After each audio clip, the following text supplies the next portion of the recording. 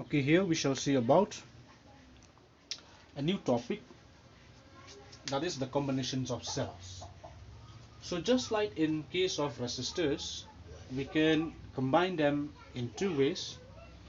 One is a series combination and the second one is a parallel combination. So similarly, in case of a cell, we can combine them either in series or parallel. So first let us understand what is the meaning of series combinations of cell. So for series combinations of cell, it means that the negative terminal of one cell is connected to the positive terminal of the second cell, and so on. So when you do the connection in this way, that means you are connecting the cells one after the other, then this type of combination is known as series combinations of cell. Alright, so now I want to find out the total equivalent EMF of the combination. So for that, let me consider just two cells connected in series. The first cell is having EMF E1 with the internal resistance R1. The second cell is having EMF E2 with the internal resistance R2, and these two cells are connected in series between 2 points A and C. Okay, so please don't get confused. This actually internal resistance. So this internal resistance was actually supposed to be inside the cell, but because when you draw the cells, you cannot make a large space. So if you make, if the space between the two terminals is very small, then you cannot show the internal resistance. So for for the internal resistance, we always draw it in series with the cell. So if this is R1, it means the internal resistance of the first cell, and this R2 is the internal resistance of the second cell.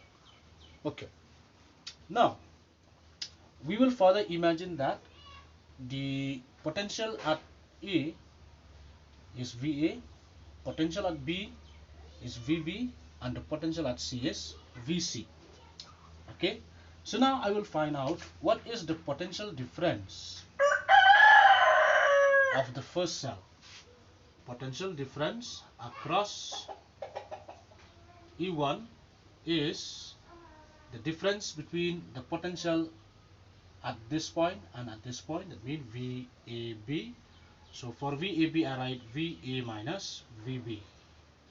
Okay, but if you remember, in the previous lecture video we have seen that this terminal potential difference between the cell, it is equals to E minus IR.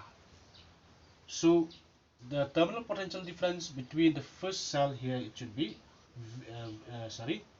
E1 minus, if the current which is produced by the first cell is I1, then I will write I1 R1.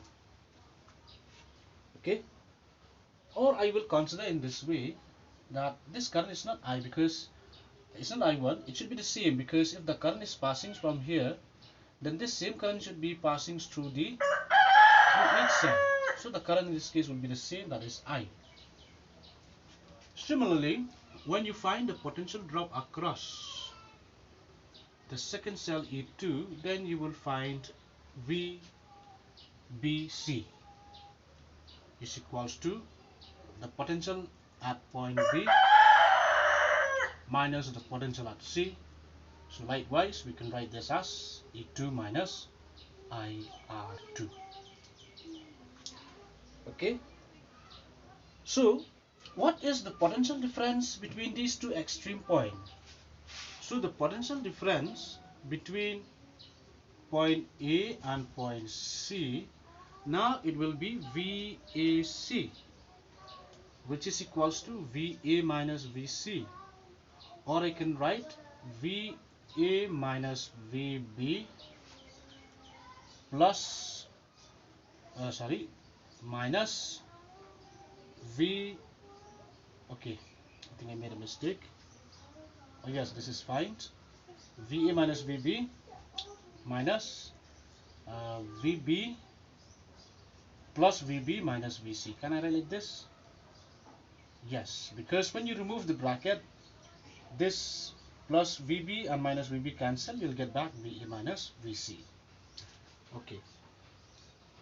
But looking at the above equation, this VA minus VB is equals to E1 minus IR1, and then plus VB minus VC, it is equals to E2 minus IR2. Okay.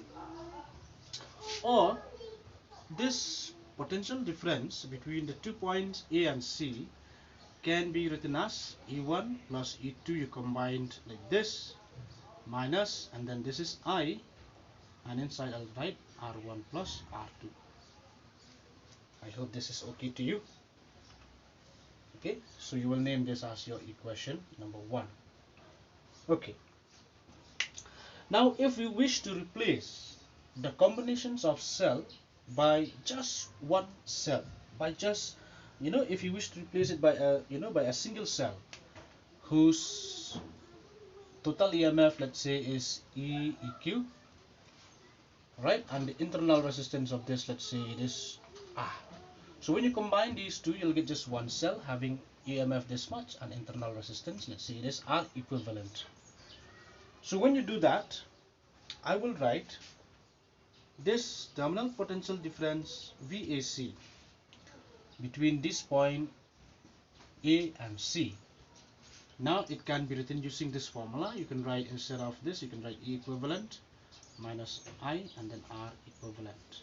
Okay, so this is your equation number 2. From equation 1 and equation 2, we say that from equation 1 and equation number 2, I can see that this E equivalent is equals to E1 plus E2, and then this total internal resistance of the cell, it is equals to R1 plus R2. So please note down that these two equations, which are the equations for the total EMF and the total internal resistance of the cell. So following in this way, you can extend the combinations to any number of cells.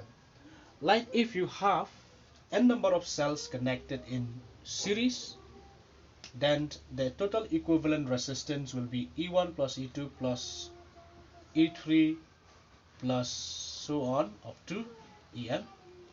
And similarly, for the total resistance, you will get R1 plus R2 plus R3 plus so on up to Rn.